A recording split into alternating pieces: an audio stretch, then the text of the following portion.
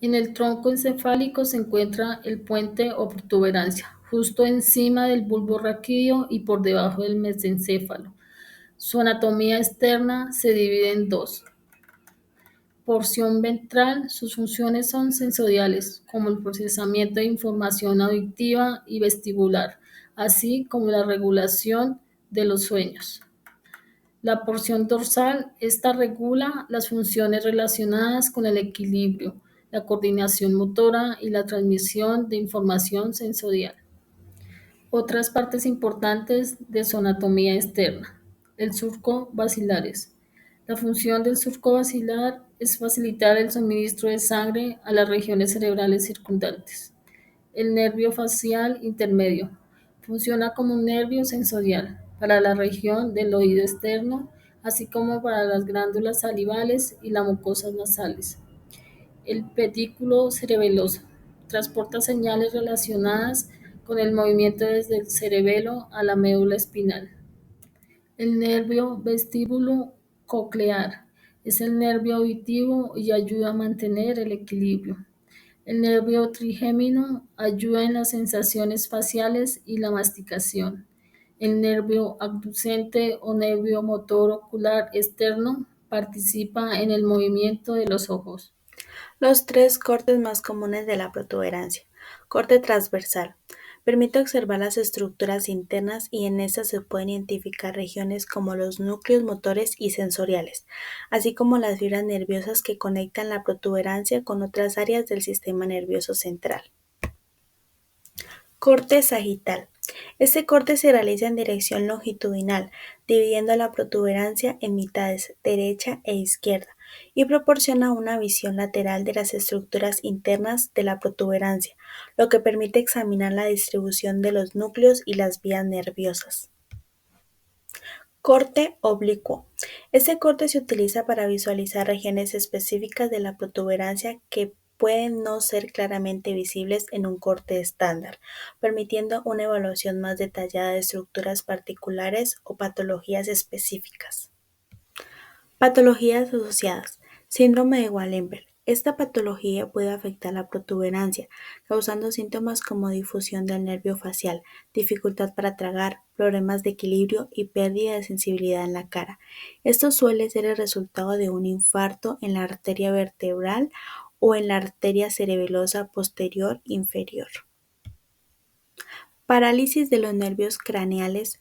Las lecciones o trastornos que afectan la protuberancia pueden resultar en parálisis de los nervios craneales que emergen de esta región.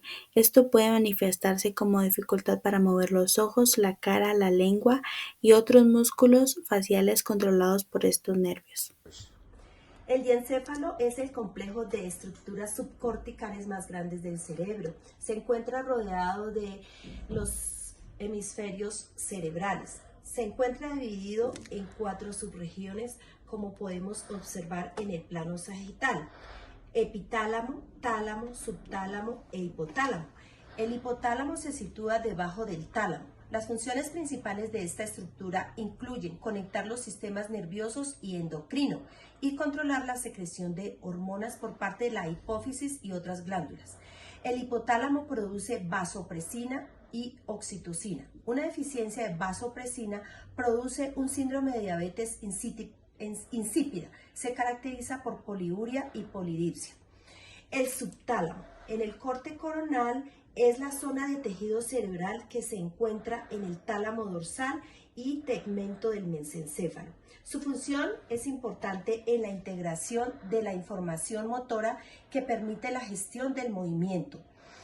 Una lesión en esta área tiende a producir movimientos súbitos y voluntarios, espasmos y movimientos coreicos de las extremidades, vinculada a Corea de Huntington.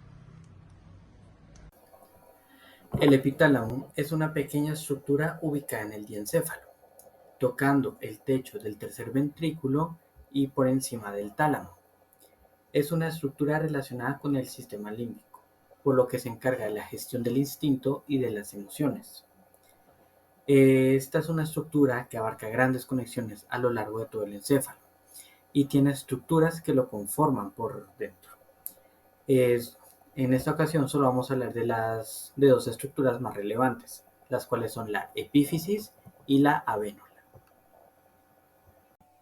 La epífisis o glándula pineal es una glándula reguladora del sistema endocrino.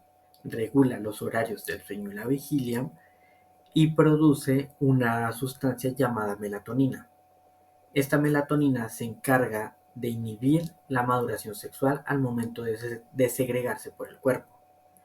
Por otro lado, la vénula, en comparación con la epífisis, no está relacionada con el sistema endocrino, solo lo está con el sistema límbico y está formado por el núcleo medial, el núcleo lateral y el trígono avenular.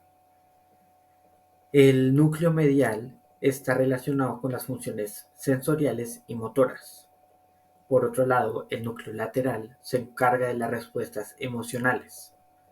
El trígono avenular cumple con dos funciones. La primera es que permite un puente de comunicación para los dos núcleos, mientras que también funciona como un punto de convergencia de varias fibras nerviosas de distintas áreas del cerebro. Todas estas fibras que se reúnen, cabe aclarar que son pertenecientes al sistema límbico y están ligados de esta manera con el estado de ánimo, como lo es la amígdala y la corteza prefrontal. El tálamo es la estructura más grande del diencéfalo, ubicándose justamente en el centro del cerebro. Su función principal es la transmisión de información motora y sensorial que se recibe.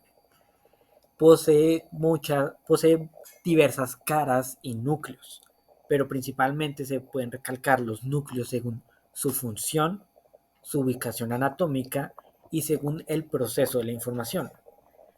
Todos estos núcleos poseen largas conexiones a lo largo del cerebro para poder transmitir, procesar y ejecutar una respuesta ante cualquier impulso que se reciba.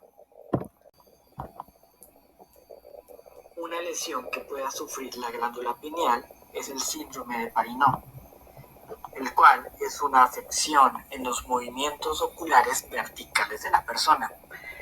Esa enfermedad se debe a dos causas. La primera es a causa de un tumor que afecte o comprima la glándula pineal, la estructura de la glándula pineal. La segunda es alguna afección neurológica que también afecta toda la zona de la glándula pineal. Por su parte, el tálamo puede presentar un accidente cardiovascular llamado infarto talámico. Esto sucede cuando una arteria que suministra sangre a la zona del tálamo presenta o bien una hemorragia o se le genera un coágulo sanguíneo, así que afectando a las células cerebrales a causa de la falta de suministro sanguíneo.